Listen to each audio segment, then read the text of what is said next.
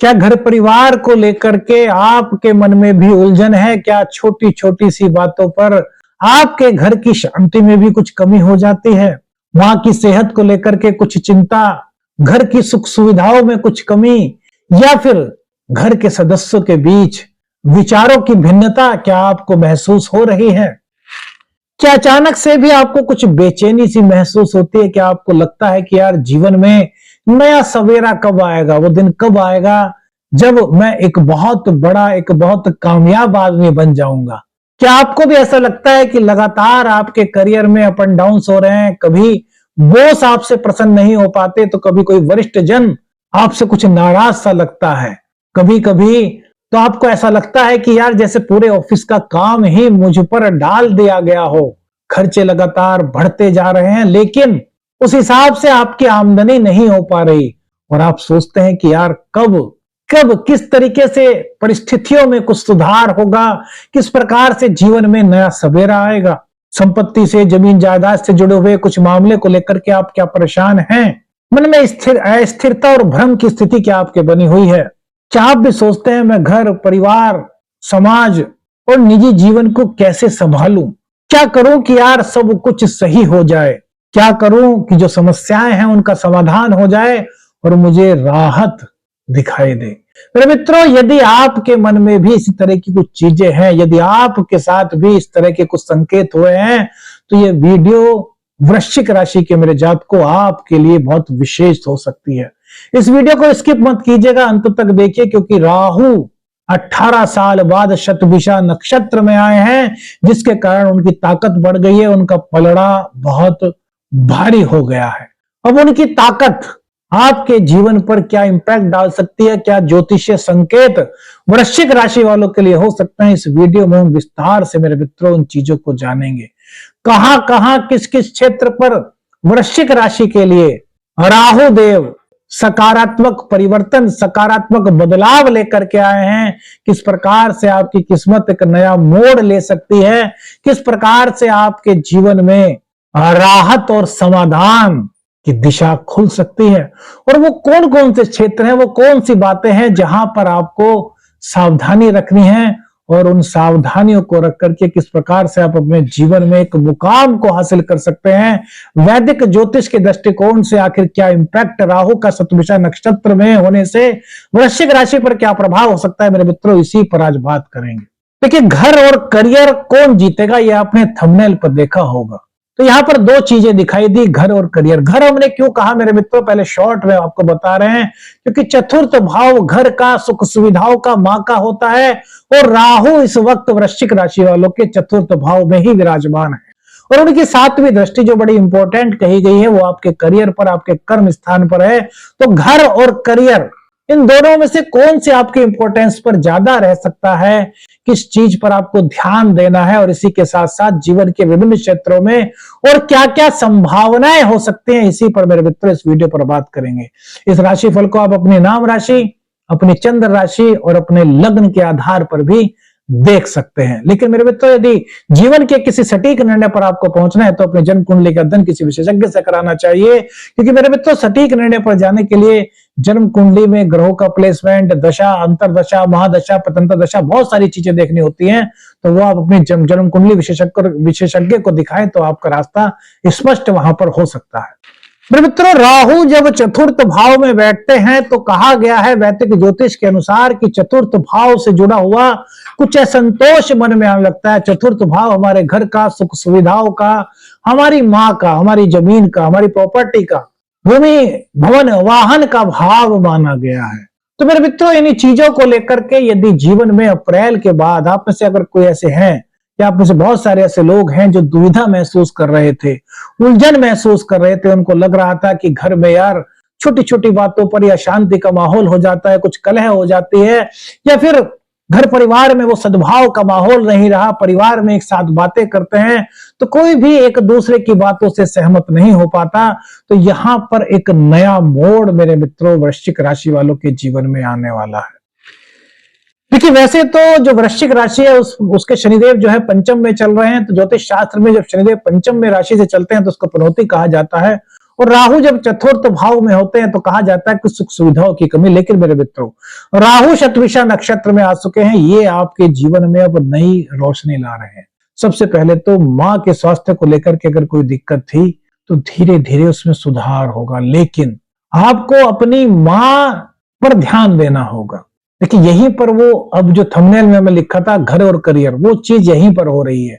हो सकता है माँ की आप बहुत केयर करते हैं, माँ को आप बहुत प्यार करते हैं, लेकिन आप में से शायद बहुत लोग ऐसे हो सकते हैं जो माँ की केयर तो बहुत करते हैं, माँ के स्वास्थ्य का ध्यान तो बहुत रखते हैं, लेकिन उनके पास वक्त ना हो माँ के साथ थोड़ी देर बात करने का। तो यहाँ पर एक प्रेरणा राहु आपको दे रहे हैं, और कितने लोगों को ये चीजें महसूस हो रही है मेरे मित्रों, ये भी आप अपना राय हमें बताइएगा कि माँ को आप जितना वक्त देंगे, माँ के साथ थोड़ी सी बातें करेंगे, थोड़ी देर माँ के पैर दबा लीजिए, माँ कितनी प्रसन्न होती है। मेरा बच्चा आज बड़ा हो गया, कामयाब हो गया, वो एक बिजनेसमैन हो गया, उसकी एक अच्छी जॉब लग गई, उसके बाद भी जब आता है तो थोड़ी देर मेरे पाँव को दबाता है। कितने आशीष निकलते हैं, और ये आशीष मेरे मित्र, ये आशीर्वाद बहुमूल्य है, इसे आप दौलत से नहीं खरीद सकते। ये माँ का आशीर्वाद है। माँ कौन? जिसे ईश्वर का साक्षात स्वरूप कहा गया है। तो मेरे मित्रों, माँ के निकट जाने का ये बहुत बेहतर आपके लिए समय हो सकता है। माँ के आशीर्वाद से, माँ की दुआओं से, माँ के कहते हैं ना दुलार से आप जीवन में जो चाहते हैं वो प्राप्त कर सकते हैं। ऐसा हमारे शास्त्रों में भी लिखा गया है कि माँ बाप की दुआ कभी खाली नहीं जाती। समझ रहे हैं ना? तो ये माँ के पास होने का एहसास आपको दिला रहा है।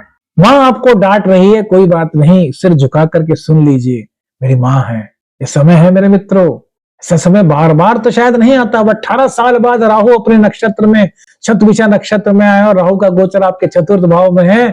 तो जहां अगर आपको माँ की सेहत को लेकर के चिंता थी, और आप अपनी माँ को समय देना शुरू करें, उनका आशीर्वाद लें, उनके पैर दबाएं, जो कि हमारे ज्योतिष शास्त्र नहीं, शास्त्र में भी कहा गया है, तो मेरे मित्रों, एक तो उनको जो मेंटल पीस मिलेगी, उससे उनकी धीरे धीरे कहीं ना कहीं सेहत में राहत नजर आएगी, और दूसरी बात, परिवार में सद्भाव बनेगा। और ये दुआएं आपको मिलेंगी मेरे मित्रों, ये आपके कर्म नहीं, आपके भाग्य में जुड़ेंगी। और भाग्य के बारे में आप सभी जानते हैं, ज्योतिष शास्त्र में भाग्य को क्या कहा गया है। तो एक तो माँ से अपनापन, दूसरा परिवार में सामंजस्य यहाँ पर बना करके आपको रखना है।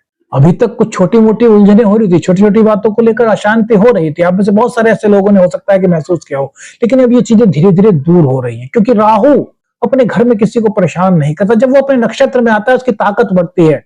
और कुंभ राशि है चतुर्थ भाव में, और कुंभ राशि में राहु को विशेष फल प्रदाता कहा गया है ज्योतिष शास्त्र में। तो ये आपके घर के मामले में एक नई नींव, एक नई दिशा उत्पन्न करता हुआ दिखाई दे रहा है।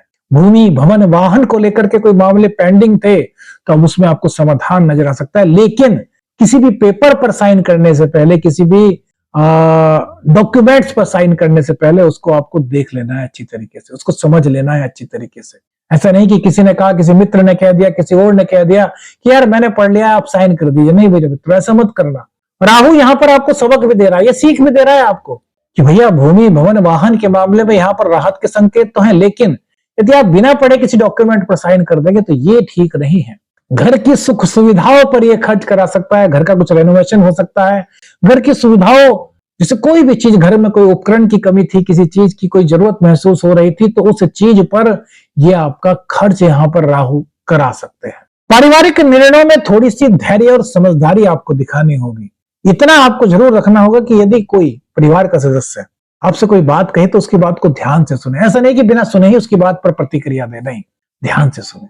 अगर आप प्लानिंग के साथ सही कार्य करते हैं मेरे मित्रों, तो घर परिवार में एक रौनक, एक नई रौनक यहाँ पर राहु के शतभिषा नक्षत्र में प्रवेश होने से आपको महसूस हो सकती है। घर और संपत्ति जो है ना, उसके मामले में अचानक से कोई नए प्रस्ताव आ सकते हैं। जैसे कोई भूमि बेचना चाह रहे थे, आप कुछ अधिक रेट उसका मांग रहे थे, लेकिन वो उस पर नहीं होता। अचानक से कुछ ऐसा हो सकता है कि यार हाँ यार, आपका कोई मित्र मिल सकता है, आपका कोई दोस्त मिल सकता है, वो शुभ चिंता करे, आप वो अपनी जमीन थी उसको बेचने के लिए बात कर रहे थे, बताइए, और एकदम से आपका हो सकता है कि वो सौदा हो जाए। लेकिन यहाँ पर क्या करना है कि ध्यान रखना है, हस्ताक्षर बिना पढ़े किसी भी डॉक्यूमेंट्स पर मत कीजिए।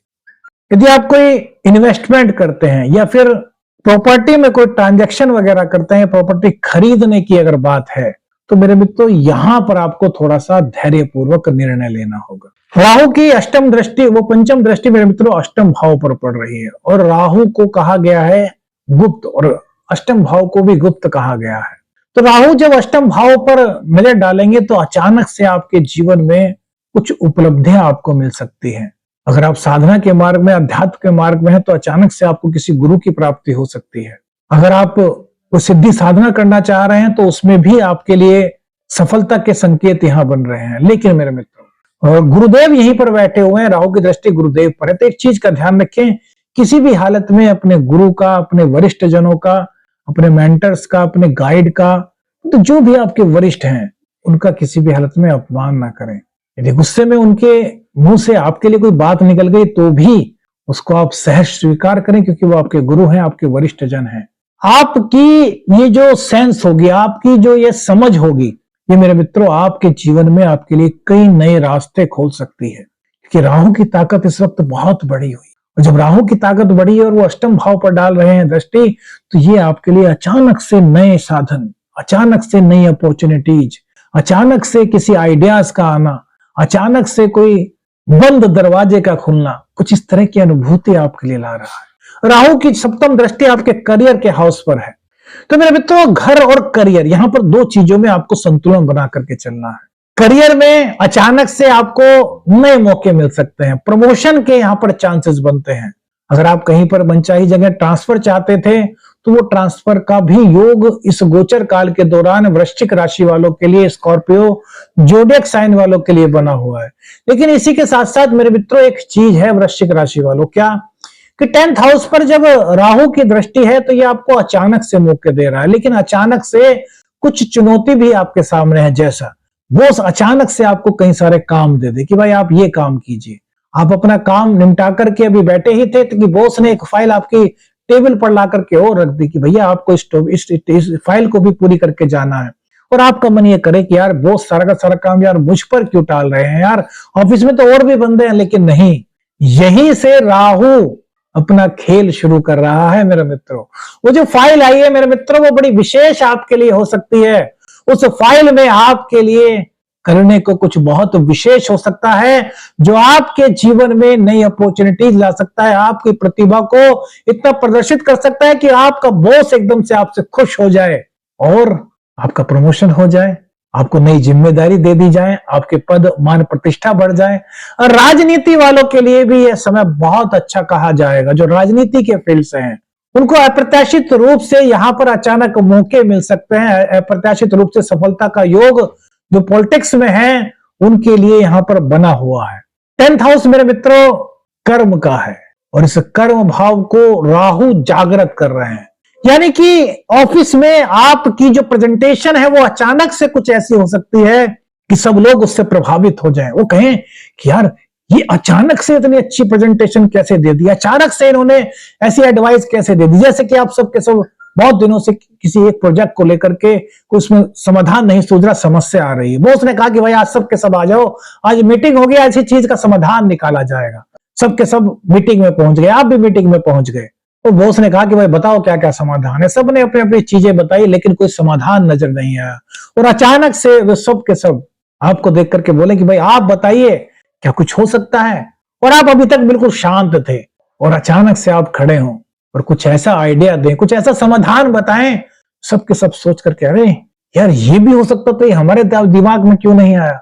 मतलब कुछ इस तरह की फीलिंग्स, कुछ इस तरह की रणनीति आपकी हो सकती है, कुछ इस तरह के आइडियाज आपके हो सकते हैं जो आपको सबके सामने एकदम से एक स्पेशल पर्सनैलिटी बना दे। मेरे मित्रों ये राहु यहां पर संकेत दे रहा है। लेकिन यहां पर चुनौती क्या है, घर और करियर दोनों को संभालने की। जहां करियर पर आपको ध्यान देना बहुत आवश्यक है, वहीं घर पर भी ध्यान देना बहुत आवश्यक है। घर पर केवल मां ही नहीं है, भाई बहन भी है, पत्नी भी है, बच्चे भी हैं, और करियर में बॉस है। तो अगर करियर का काम यानी कि अपने ऑफिस का काम, उसके बोझ घर पर के लेकर के जाएंगे तो यह इस गोचर काल के दौरान अच्छा नहीं कहा जाएगा। ऑफिस में जो हो रहा है इसको ऑफिस में कीजिए, उसके बाद जब आप ऑफिस से आए बिल्कुल फ्रेश होकर के आए, अपने परिवार के साथ बैठ करके वक्त बिताएं। तो सुबह को ऑफिस के लिए निकलें तो उस वक्त अपने करियर पर पूरा ध्यान दें, लेकिन ऑफिस के बोझ को घर पर न लाएं और घर की किसी बात को ऑफिस में न ले जाएं। इसको बनाना आपके लिए थोड़ी सी चुनौती यहां पर हो सकता है।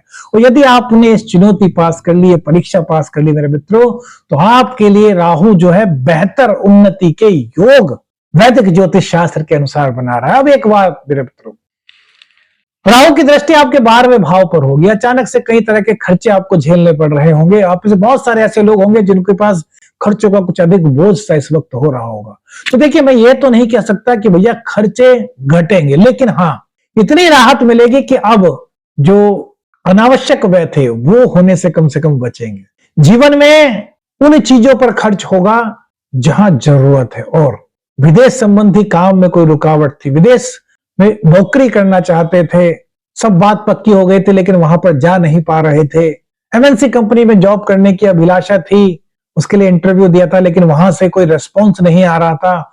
तो मेरे मित्रों, इन क्षेत्रों में अब आपको आशानुरूप परिणाम प्राप्त हो सकते हैं। राहु कुछ इस प्रकार का योग शतभिषा नक्षत्र में बैठ करके बना रहे हैं। अब मेरे मित्रों, बात करते हैं कि राहु आपकी कुंडली में किसी ऐसे स्थान में है जहां से कि आपको वहां की पॉजिटिविटी प्राप्त नहीं आ रही, तो क्या उपाय कर सकते हैं? तो मेरे मित्रों, ओम रांग राहवे नमः इस मंत्र का रोजाना 108 बार पाठ कीजिए। और दूसरी बात, रात्रि में जब शयन करें तो अपने कमरे में, जिस कमरे में आप सोते हैं, एक मिट्टी के दीपक में थोड़ा सा कपूर रखें और उस पर 2 लौंग और थोड़ी सी दालचीनी डाल करके अग्नि प्रज्वलित करें। उसकी जो महक होगी कपूर की, लौंग की और दालचीनी की, उससे मेरे मित्रों, यदि घर में कुछ राहु की नेगेटिविटी है, कुछ आपको ऐसा फील होता है, तो वो धीरे धीरे दूर आपके घर से होगी। शास्त्रोक्त उपाय है मेरे मित्रों।